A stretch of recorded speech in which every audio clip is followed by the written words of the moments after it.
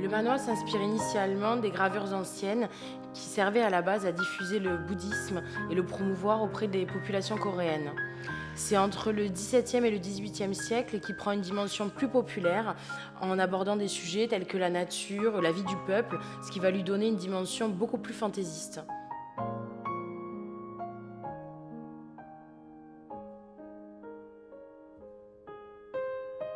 On retrouve deux caractéristiques au manhwa, héritées de la culture coréenne. D'une part, l'importance de la narration et d'autre part, la critique de la société, que l'on retrouve aussi dans divers arts vivants coréens, notamment avec le pansori, qui sera abordé à travers l'œuvre Jun de Keun-suk Janri Kim.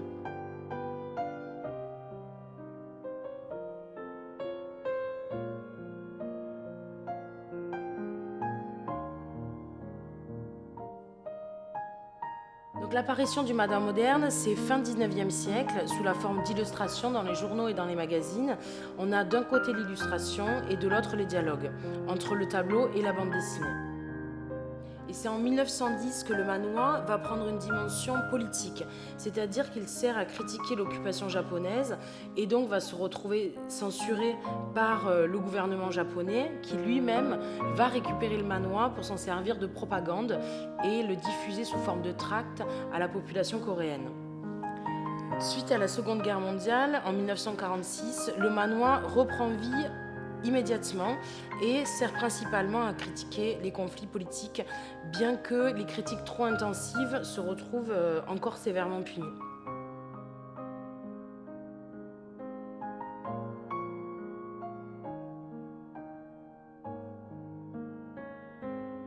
C'est dans les années 70 que le manhwa va vraiment se démocratiser, devenir distrayant, accessible et drôle, puisqu'il va se mettre à toucher le jeune public.